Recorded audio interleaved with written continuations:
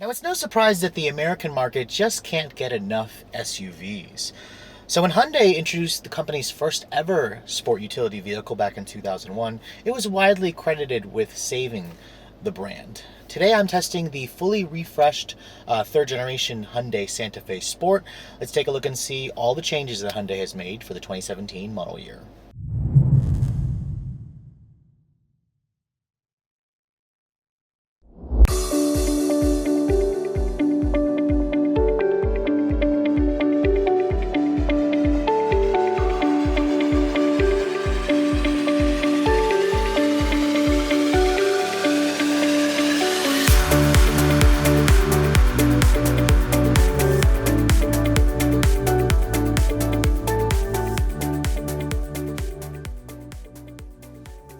Now, back in 2013, Hyundai made one of the most comprehensive redesigns to the Santa Fe name when it introduced the all-new third generation. In fact, the company split the nameplate into two different sizes: the smaller Santa Fe Sport, like the one I'm showing you, and the seven-seater full long wheelbase Hyundai Santa Fe, the full-size one, which competes more along the lines of the Honda Pilot and the Toyota Highlander. Now, for the Santa Fe Sport, this particular one is about 8 inches shorter than the long wheelbase version, and compared to the previous generation Santa Fe, it didn't really get too much bigger. I believe it was about a ½ inch longer overall length, a little bit wider, a little bit lower, just to give this car a sleeker look to it. Now, the Santa Fe Sport's main competitor really in the marketplace is the Ford Edge. If you guys know, the Toyota Venza and the Honda Cross Tour have been discontinued, so really there isn't much competition in this kind of tweener size, mid-size crossover SUV with no third row seat in the back. Now, you can see for 2017, Hyundai has made pretty extensive changes to the Santa Fe Sport and Santa Fe lineup. Today I'm going to focus primarily on the Sport, since the larger Santa Fe is a completely different vehicle in terms of the size and the interior packaging. Now, the front end sports the familiar fluidic design sculpture language that the company introduced back in 2013. It's a pretty stylish looking crossover, very Acura-like in its design. It came out around the same time as the Acura RDX compact crossover. Now, you can see the front end has a new grille, slightly revised headlight design, new LED daytime running lights. My particular tester is the 2.0T Ultimate. It does come standard with the xenon headlights, and then the Ultimate Tech package that my tester has adds swiveling adaptive headlights with automatic high beams. Now, coming around the sides, you do have slightly updated wheel designs. 19-inch wheels come standard on the 2.0T Ultimate trim, like my tester. They are a pretty attractive black chrome finish. They really fill out the wheel wells nicely. Now, up back, you're looking at slightly revised taillights, LEDs on my tester with the dual outlet exhaust with a chrome tip on the 2.0T Ultimate or 2.0T testers, and then a panoramic sunroof comes standard on the Ultimate as well. And overall, I think the proportions of the Santa Fe Sport certainly look good. I really like the changes that Hyundai has made for the 2017 model year, and this is a really good size vehicle. It's one of the reasons why the Santa Fe is still one of the top sellers for the Hyundai lineup. But let's take a look at the inside and see some of the changes that Hyundai has made for this refreshed model. Now, because mine is the top of the line model, it does come standard with Hyundai's smart key access system with push button start. Here is the older Hyundai key fob. The company has a newer key fob design on some of the other models. I don't particularly like the design of this with the two colored plastics, but nevertheless, no remote start is included on this model, even though it's a top of the line model. To lock the door, you just tap this button right here. That locks the door for you. To unlock it, there's no sensor on the back. You have to touch the button again, and that unlocks the door for you. Now, looking at the interior of the refreshed Santa Fe, you can see Hyundai didn't really make that many changes to it. It's pretty much identical to that 2014 model that I showed you guys a couple of years ago. You can see the seats on my Ultimate package model are pretty comfortable. They're leather buckets. They're heated and cool as well. That is standard on the Ultimate package. So very, very high feature content in typical Hyundai fashion. It's a little bit overstyled for my taste. There's a lot of remnants here from the previous Hyundai design language, whereas the newer models are a little bit more restrained. Now, stepping inside, it has the perfect step in height, basically what buyers want in this segment. And then shutting the door, the door sounds pretty solid. The Santa Fe platform is definitely starting to get old, but Hyundai has done a pretty good job with keeping the overall theme in here fresh. Now, push button start, as I said, is included on my tester, so all you have to do is put your foot on the brake and then push this button here to fire up the engine. Now, what you're hearing is a new engine actually this year. It's the company's newer 2-liter turbocharged 4-cylinder. It makes significantly less power this year, and going with the theme of the new Sonata as well. This is basically the same powertrain out of the current generation Sonata. Now you can see, looking at the overall interior layout, the gauges are pretty much the same, the dash layout is the same. I'm not particularly a fan of the design. I think it's just a little too overstyled, especially considering the newer Hyundai interiors that I really like in the Elantra, in the Sonata. You can see the dashboard materials, they are soft touch graining materials. I'm not particularly a fan of the design of the graining. I think this, to me, looks a little bit better, but this is also hard touch plastic. This is also hard touch plastic on the upper portions here, but luckily everything in here fits pretty well. The door panels, it is soft touch here on the upper portions, and then leather stitch right here. I really like the Santa Fe badge on the door armrest pad. It just is a nice detailed touch. The windows are one touch automatic for both front, not the rear. You have a silver or aluminum accented door handle here with some silver painted plastic accenting the rest of the door. Looking at the gauges, you can see Hyundai didn't really change the gauges. They're pretty legible. There's a nice helper screen in the center where you can control it from this button here on the controller, where you can change, you know, your cycle between your trip computer, your digital speedometer, fuel mileage, range, and then pushing another button here, you can cycle between navigation, your driver assistance screen, audio screen, tire pressure, and then your vehicle settings. It's a very nice looking instrument panel, pretty easy to read. Looking at the center stack here, you can see Hyundai didn't really change much, but they didn't really need to. I'm just not terribly a fan of the design. I like the fact that there's a volume knob and a tuning knob. Buttons are well labeled. It's logically laid out. You have your climate controls down here, dual zone automatic climate control. I would have preferred knob for the temperature as well, but you can't really have everything. The infotainment system is Hyundai's latest BlueLink telematic. It does have navigation. It does have an Infinity premium audio system. And new this year is the fact that you now get Android Auto and Apple CarPlay. All you have to do is plug your phone in, and it'll basically just graft the Android Auto and Apple CarPlay function onto the screen. Very nice to have. It's what pretty much people want nowadays in their car's infotainment system. Going to the nav screen here, it's a typical Hyundai navigation system. It's not really going to impress you, but it gets the job done. The map graphics are good. They're class competitive. Putting the vehicle into reverse, you do get a new 360-degree camera system. This is new and standard on the Ultimate package, like my tester. It does have trajectory. It does have rear parking sensors, and it's really nice the fact that Hyundai gives you that 360 camera. It's definitely going to help those of you when you're trying to squeeze your way into that tight parking spot. Now, looking down here at the center stack, as I said before, heated and cooled seats are included on the Ultimate package. You also have an electronic parking brake with an automatic hold function that's included on my Tech package tester. And then this button here turns on the 360-degree camera at low speeds or when you're stopped, and that turns the parking brake sensors on and off in the rear. The transmission is a 6-speed automatic transmission with a manual mode, no paddles on the wheel, and there is a sport mode. There is a driver selectable mode here. When you look right here, when you push this button here, it'll cycle between eco, sport, and then a normal setting. I'm going to show you guys all the different drive modes later on the test drive. Other buttons down here, you'll find heated steering wheel, an all-wheel drive lock switch. This is for your lane departure warning system. It's a passive system, and this is for your blind spot monitoring. Hill descent control is included on this particular one, which is interesting. And then your stability control off switch. I mean, overall, the layout in here is pretty straightforward. The design's not really my favorite. One thing I really love about my tester is this very gigantically large panoramic sunroof. It's standard equipment on the Ultimate package, and it has a power retractable sunshade in case the sun gets a little bit too much. I'm not going to open the sunroof obviously because it's raining, but it does open up pretty large, and this is one of the largest sunroofs you can get in the business. The glove compartment here is a pretty good size. It's damped, not lined with felt, and then the seats, they're pretty comfortable, and I love the fact that they are heated and cooled. Looking at the back seat of the Santa Fe Sport, because this vehicle does not have a third row, Hyundai was able to give you a lot of legroom in the back, which I find it to be very plentiful. The seats themselves also do fold down 60/40, and it looks like they actually do recline as well, so you can adjust the recline to get a little bit more comfortable back here. Another thing my tester has is these manual retractable sunshades, so it's a very premium backseat area along with heated rear seats. Now, stepping back here, you can see the step-in is just as easy as the front. You have very excellent legroom, very good foot space. The floor here is almost completely flat, so you can fit 3 people across back here. And then, of course, you have dual map pockets and then some vents back here for the rear seat passengers. Now, shutting the door, The materials are actually soft touch on this upper portion here with more aluminum trim for the door handle, and then some soft leather where your elbows are going to rest. Now, one thing I also really like, fold down armrest right here with some cup holders. No additional storage really. The storage is a little bit lacking in the back seat here, but it's a very comfortable place to spend time with plenty of room, and the panoramic sunroof is huge and it really lets in a lot of natural light. Now, our power liftgate is included on my tester. It is programmable. It is a hands-free liftgate as well, which is new for 2017. You can see the cargo area is very generous for the Santa Fe Sport. You're looking at around 35 cubic feet of space. Fold down those second row seats, you're gonna get about 70 cubic feet of space. Now, that's pretty much on par with that, with the Mazda CX-9 I just showed you guys earlier, which is pretty excellent. This is a lot of space for the class. Now, looking underneath here, you can see your jack is there, along with some additional storage.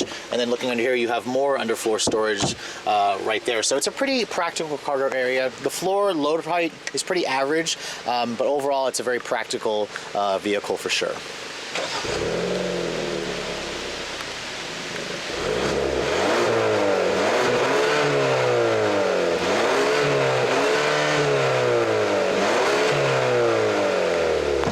Underneath the hood of the 2017 Santa Fe Sport, you're looking at the up-level engine choice. It's the same engine that's in the current generation Sonata. This is the company's 2-liter turbocharged GDI 4-cylinder. It has gasoline direct injection. Now, it actually has 25 less horsepower compared to the 2016 model, which is very disappointing on paper. It now makes 240 horsepower, 260 pound-feet of torque. Now, Hyundai says drivability has been improved because they beefed up the mid-range.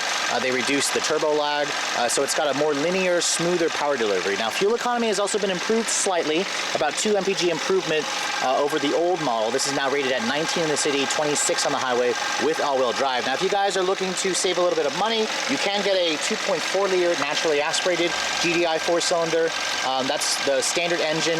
Most models will come with the turbo engine like my tester, which honestly has a lot more power. It gets the same gas mileage versus the standard 2.4. Now, this vehicle weighs roughly just under 4,000 pounds, so it's kind of heavy, and it goes through all-wheel drive through that standard 6-speed automatic transmission. Let's get out on the road and see how it all works together, shall we?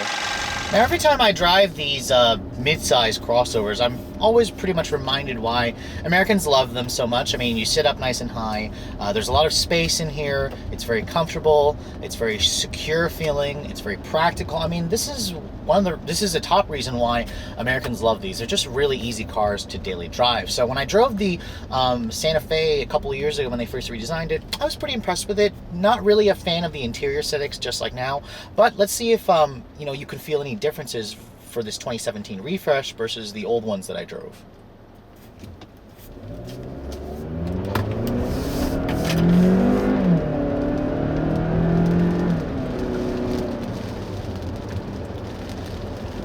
Now, the road is slightly damped, but I am glad that my tester has all-wheel drive because it just has that short-footed grip.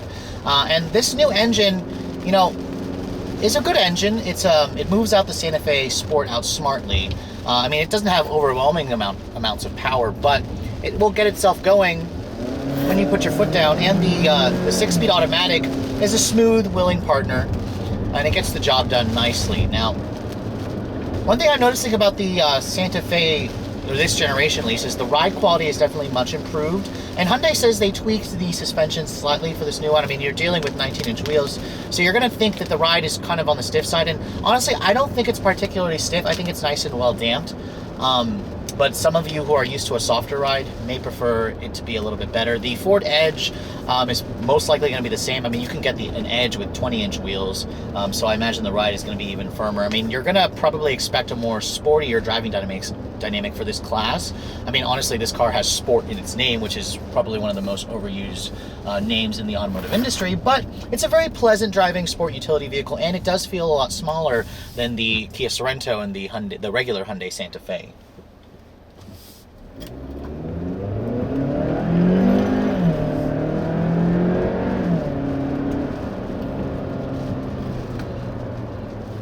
Very adequate amounts of power. I'm really pleased with the overall drivability that this car gives you with this engine.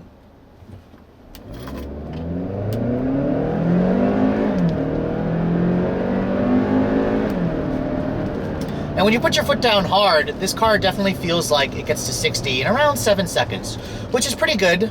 There are quicker competitors, if you really look at the Edge as this car's main competitor, you can get the Edge with like a 2.7 liter twin turbo V6 that I showed you in the Fusion Sport. That's definitely going to be the drag racer. The Santa Fe is not all about that. The Santa Fe Sport's just more about comfortable, quietness, plenty of features for your money. And this definitely delivers that at a lower price point than the Edge, this car's main competitor. Now, when you're driving the car normally, the steering in this car, that's always been a Hyundai issue of mine, is okay. It's an electric power steering assist. It doesn't really provide much feedback, but its precision is pretty quick.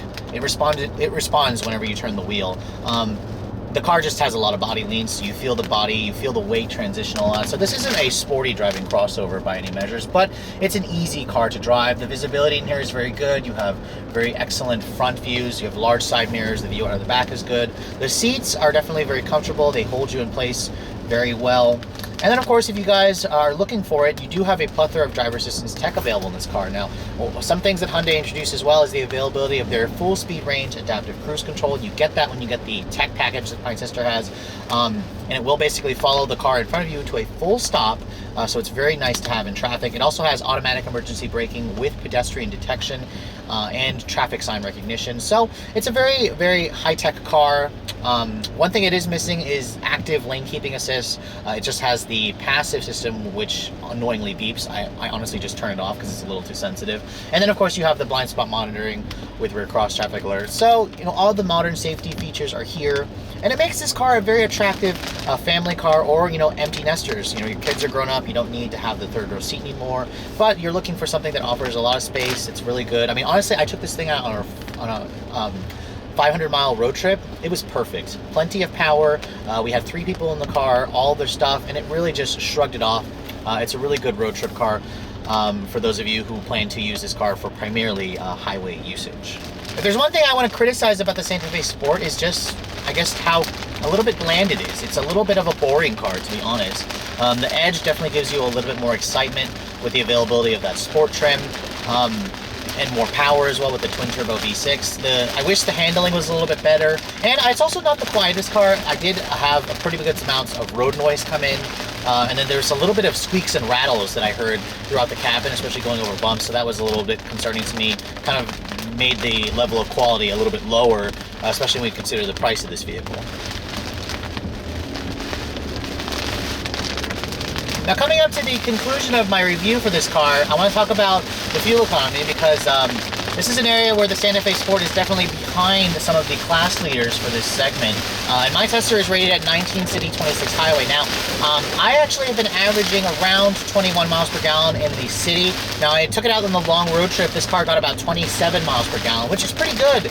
It's above the EPA numbers, but again, I was a little disappointed with a 2-liter turbo 4-cylinder. I was hoping this car would get over 30 miles per gallon. The Edge is rated to get like 30 miles per gallon when you have the 2-liter turbocharged 4-cylinder like this one. Even though Hyundai did improve the gas mileage, I really think they could make it a little bit better. But thankfully, the Santa Fe Sport does only use regular gas, so you will save a little bit there at the pump. Now, the pricing of the Santa Fe Sport is also another strong Hyundai suit. A lot of value for money. This car starts at $25,300. For a base model with the 2.4-liter 4-cylinder. Now, if you're going to compare it to the Hyundai Tucson, it's about $3,000 more expensive, but you do get a little bit more power. It's a little bit bigger vehicle, so you get more space inside. Now, when you compare it to the Edge, this car is about $3,000 cheaper than an Edge, which starts at around $28,000. Now, to upgrade to the 2-liter turbocharged engine, which I highly recommend, it's a pretty steep price. It's about $6,000 more to get that engine, but you do get a lot more features that come with the engine. Fog lights, 18-inch wheels, some more features on the interior, upgraded infotainment system with Android Auto and Apple CarPlay. That's around $31,000. Now, the Ultimate, like my tester, starts at $36,000, which does give you things like xenon headlights, heated and cooled seats, panoramic sunroof, the upgraded 8-inch infotainment system with navigation. The Ultimate Tech package that my tester has is another $1,500.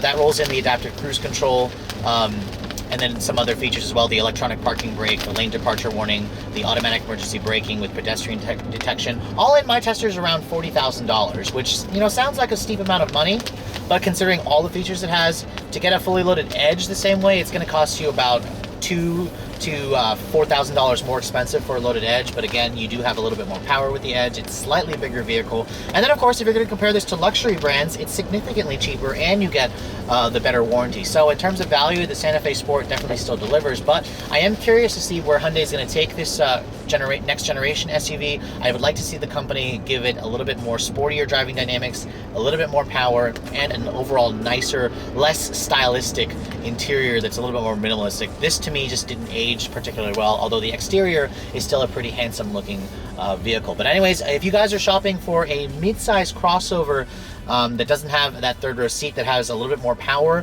the Santa Fe Sport is definitely still worth a look, especially if value is a top priority for you. But if you are looking for a little bit more performance, you may also want to check out the Ford Edge. But if you're also looking to see the latest cars I'm testing, make sure you follow me on Instagram, like us on Facebook, and as always guys, keep subscribed to the Redline Reviews YouTube channel for all the latest reviews. Thanks so much for watching. I'll catch you all in the next video.